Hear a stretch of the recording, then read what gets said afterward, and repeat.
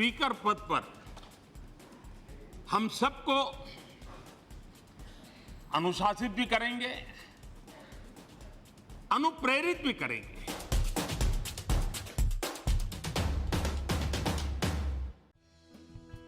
भारत का संसदीय इतिहास जब भी लिखा जाएगा तो 17वीं लोकसभा के पहले सत्र की उपलब्धियों को स्वर्णाक्षरों में लिखा जाएगा।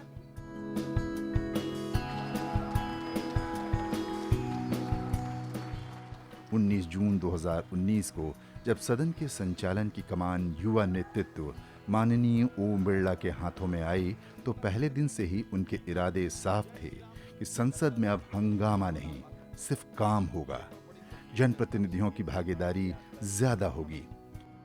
ये आसन भी आपका है और इस आसन की प्रतिष्ठा बनाना भी आप सबका दायित्व है। शून्यकाल में अपने विषय को संक्षिप्त में रखना है।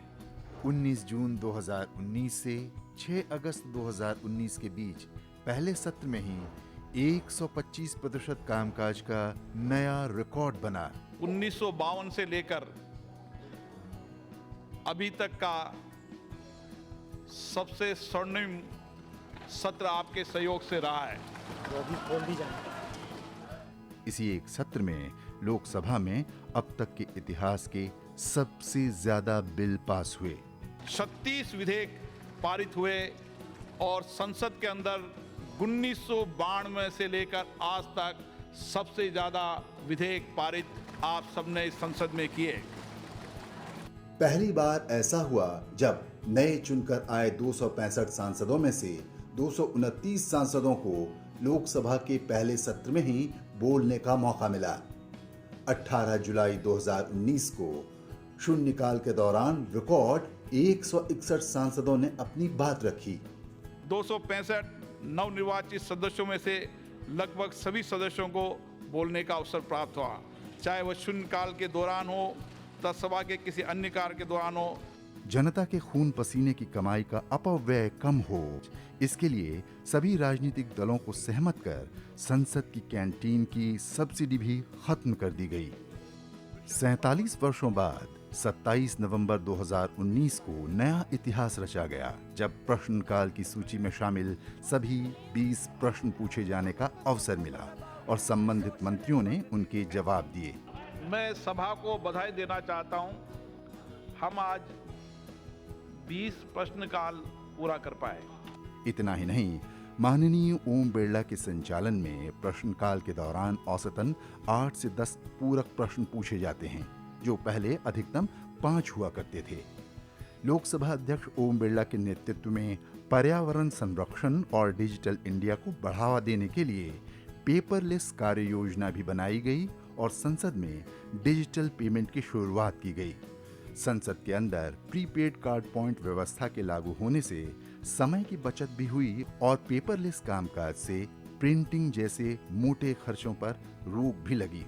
सांसदों की ज्ञान वृद्धि के लिए ऑनलाइन रेफरेंस की शुरुआत हुई और जनता तक संसदीय लोकतंत्र की जानकारी पहुंचाने के लिए संसदीय लोकतंत्र शोध एवं प्रशिक्षण संस्थान प्राइड की स्थापना की गई।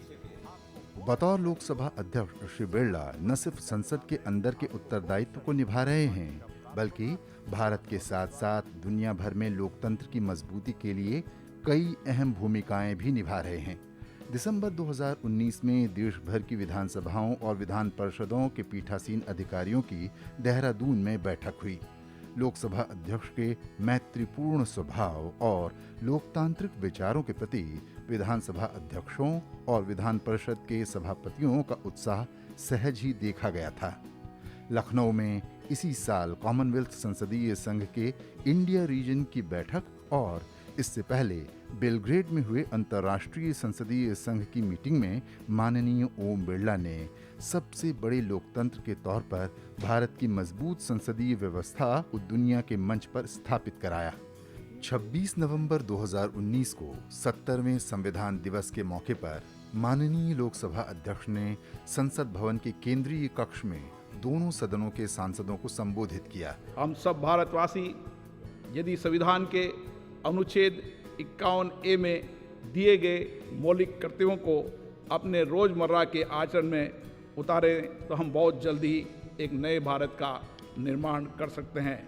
सदन की कार्यवाहियों और लोकसभा सचिवालय की व्यस्तताओं के बावजूद श्री ओम बिरला ने अपने क्षेत्र और जनमानस की समस्याओं के समाधान में स्वयं को जुटाए रखा। आप उनके आवास पर बिना किसी प्रोटोकॉल के मिलकर अपनी समस्या सुना सकते हैं। लोकसभा के चैम्बर में भी चाहे वो कितने भी व्यस्त हों, पर लोगों से मिलकर उनकी समस्या का समाधान करते हैं। कोरोना की वजह से लॉकडाउन की इस आपात घड़ी में भी लोकसभा अध्यक्ष वीडियो कॉन्फ्रेंसिंग के जरिए आम लोगों से जुड़कर उनकी समस्या का समाधान कर रहे हैं। वैसे तो 1 साल का समय बहुत कम होता है, पर माननीय ओम बिरला ने अपनी कुशल नेतृत्व क्षमता और बेहतरीन सामंजस्य से ये साबित किया है कि यदि ठान लें तो 1 साल में भी बड़े इतिहास गढ़े जा सकते हैं।